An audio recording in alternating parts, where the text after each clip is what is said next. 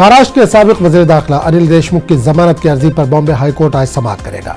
Money laundering case में गिरफ्तार अनिल देशमुख की जमानत का जांच एजेंसी ईडी मुखालफत कर रही है। एजेंसी को खदशा है कि अनिल देशमुख अपने असर और रसूख से शवाहिद को मुतासिर कर सकते हैं, लिहाजा इन्हें जमानत नहीं दी जानी चाहिए। तो अनिल देशमुख के लिए आज का दिन काफ़ी अहम है। महाराष्ट्र के साबिक वज़ीर आला है अनिल देशमुख। आज इनकी जमानत की अर्जी पर बॉम्बे हाई कोर्ट में समाअत होने वाली है। मनी लॉन्ड्रिंग केस में गिरफ्तार अनिल देशमुख की जमानत का जांच एजेंसी ईडी लगातार मुखालफत कर रही है। एजेंसी को खदशा है कि अनिल देशमुख अपने असर और रसूख से शवाहिद को मुतासिर कर सकते हैं, लिहाजा इन्हें जमानत नहीं दी जानी चाहिए। इस पूरे मामले पर हमारे साथ हमारे नुमाइंदे प्रशांत पांडे जुड़े। प्रशांत, आज अनिल देशमुख के लिए काफी अहम दिन है, क्या कुछ राहत मिलती नजर आएगी इनको? देखिए, कोर्ट की जो प्रक्रिया है वो 11 बजे के बाद शुरू होगी और जिस तरह से हमने देखा था कि निचली अदालत में भी अनिल देशमुख की तरफ से जो है जमानत के लिए एप्लीकेशन दी गई थी, लेकिन ईडी ने भी वहां पर जो अपनी दलीलें रखी थी, उन्होंने साफ तौर पर यह बताया था कि जो मामला ईडी ने लिया है अनिल देशमुख के खिलाफ, उसमें मुख्य तौर पर मेन कल्पिट जो है वो अनिल देशमुख को जो है ईडी ने बताया था और यही रिप्लाई आज कल जो है हाई कोर्ट में भी ईडी की तरफ से दाखिल की गई है। निचली अदालत से बेल रिजेक्ट होने के बाद जो लीगल प्रोसीजर होता है उसे ध्यान में रखते हुए अनिल देशमुख ने जो है हाई कोर्ट का रुख किया था और वहां पर बेल के लिए अप्लाई किया, जहां पर ईडी ने अपना जवाब देते हुए साफ तौर पर कहा कि इस पूरे मामले में जो मुख्य आरोपी के तौर पर है उनकी जांच में अनिल देशमुख ही आए हैं। और साथ ही ईडी ने इस बात का भी जिक्र किया है कि जब ये अपने पद पर थे होम मिनिस्ट्री के, तब उन्होंने अपने पद का बहुत ज्यादा फायदा उठाया और बहुत ऐसे काम किए हैं जिसकी जांच अभी भी ईडी को करने की जरूरत है। तो बहरहाल ऐसे में आज अदालत में क्या कुछ कार्रवाई होती है, क्या दलीलें रखी जाती हैं दोनों पक्षों की तरफ से, ये देखना काफी अहम होगा। और क्या ईडी आगे आने वाले दिनों में अनिल देशमुख को लेकर के क्या सबूत इस अदालत में और रखेगी, ये भी देखने वाली बात होगी। और सबसे अहम ये होगा कि अनिल देशमुख के वकील की तरफ से क्या दलीलें रखी जाती है और क्या हाई कोर्ट से अनिल देशमुख को राहत मिलेगी कि नहीं, ये बड़ा सवाल यहाँ पर खड़ा होता है। लेकिन देखना ये होगा कि आज की जो प्रक्रिया होगी तो क्या दलीलें जो है दोनों पक्षों की तरफ से रखी जाती है। हालांकि ईडी ने जो अपना जवाब फाइल किया उसमें साफ तौर पर यह कहा है कि मुख्य आरोपी के तौर पर उनके जांच में अनिल देशमुख है और उन्होंने अपने पद का जो है बहुत ज्यादा फायदा उठाया है। चलिए प्रशांत, ये तो अनिल देशमुख की बात हुई, जाहिर सी बात है आज जमानत की अर्जी पर सुनवाई होनी है, अगर उनको राहत मिलेगी तो ये उनके लिए अच्छी खबर होगी। लेकिन प्रशांत, ये हम लगातार देख रहे हैं कि महाराष्ट्र में चाहे वो एनसीपी हो चाहे शिवसेना हो, उसके तमाम लीडर, बड़े जो लीडर हैं वो रडार पर हैं। तो क्या लगता है ईडी को लेकर जो अघाड़ी सरकार है उनका क्या रुख है, क्या कहना है उनका, क्योंकि लगातार रडार पर है ये लोग?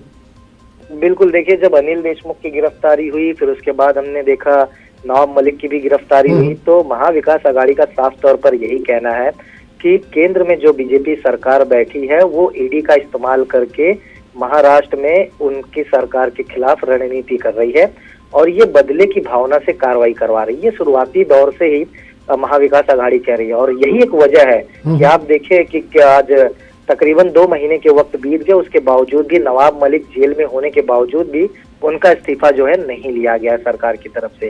तो ये राजनीति का जो पलड़ा है उस पर किसका कांटा भारी होगा ये तो आने वाला वक्त बताएगा।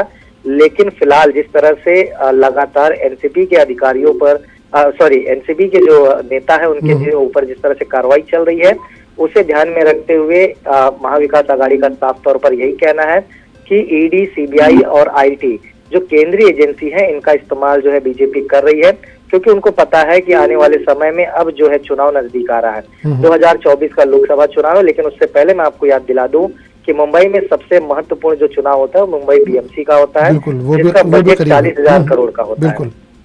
जी, चलिए प्रशांत, बहुत बहुत शुक्रिया इस तमाम जानकारी के लिए। आगे बढ़ेंगे। दिल्ली की अदालत ने शुमाल मशरक़ी दिल्ली फसादात मामले के मुलजिम शर्जील इमाम की आवाज़ का नमूना लेने की इजाज़त पुलिस को दे दी है। दिल्ली पुलिस शर्जील की आवाज़ असनसोल और बिहार में दी गई तकरीरों के वीडियो की आवाज़ से मिलाना चाहती है। अदालत ने पुलिस को हिदायत दी है कि शर्जील की आवाज़ का नमूना हासिल करने के लिए CFSL, CBI की मदद ले और वक्त तय करे कि इसकी जानकारी अदालत को दे। अदालत ने इस पूरे अमल में कोविड ज़ाब्ते का ख्याल रखने की भी पुलिस को हिदायत दी है। इस्तग़ासा की जानिब से शर्जील की आवाज़ का नमूना लेने की दरख्वास्त अदालत से की गई थी।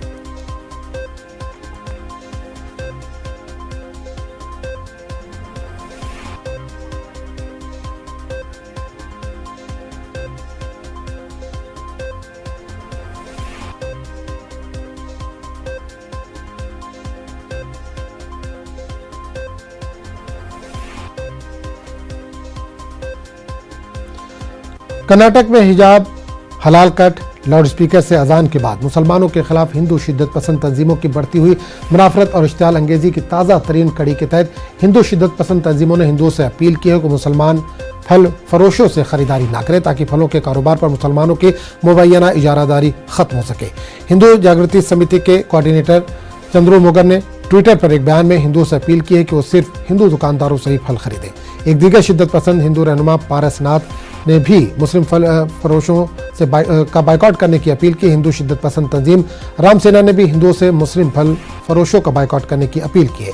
जेडीएस लीडर HD कुमारस्वामी ने बाइकआउट की अपील को मुल्क से गद्दारी करार दिया, जबकि MIM चीफ असदुद्दीन अवैसी ने मुस्लिम फल फरोशों के बाइकआउट की अपील की सख्त अल्फाज में मजम्मत करते हुए मुस्लिम फल फरोशों का बाइकआउट करने की अपील को मुसलमानों को अछूत बनाने की कोशिश से ताबीर किया। दूसरी जानिब रियासती हुकूमत का कहना है कि बाज़ मफाद परस्त अनासिर मसाइल को भड़काने की कोशिश कर रहे हैं और हुकूमत इसके अक्सर खिलाफ है।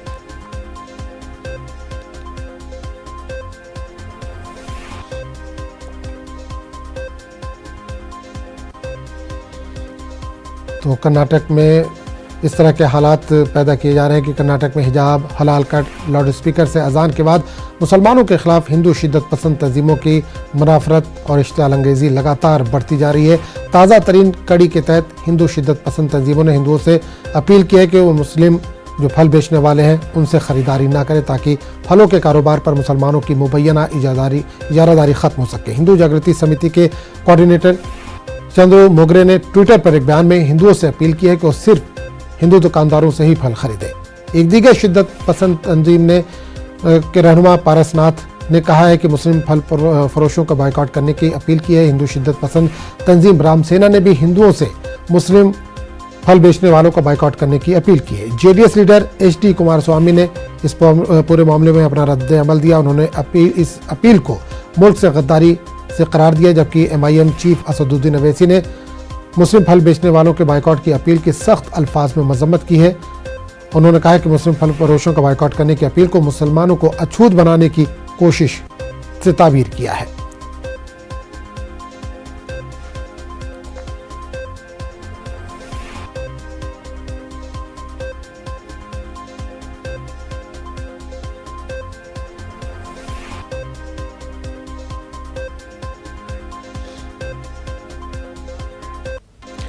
रामपुर हाट तशद्दुद और आगजनी केस में CBI ने 4 मुजरिमीन को मुंबई से गिरफ्तार कर लिया है। वारदात अंजाम देने के बाद चारों रामपुर हाट से फरार हो गए थे और मुंबई में छुपे हुए थे। इनके ठिकाने का पता लगाने और इन्हें दबोचने के लिए एजेंसी के लिए इंटेलिजेंस की जदीद तकनीक का सहारा लिया गया। अदालत ने इन चारों को 10 अप्रैल तक ट्रांजिट रिमांड पर दे दिया है। इस केस में CBI की पहली बड़ी कार्रवाई है। ख्याल है कि रामपुर हाट में TMC लीडर के कत्ल के बाद फूटे तशद्दुद में 8 अफराद हलाक हुए थे।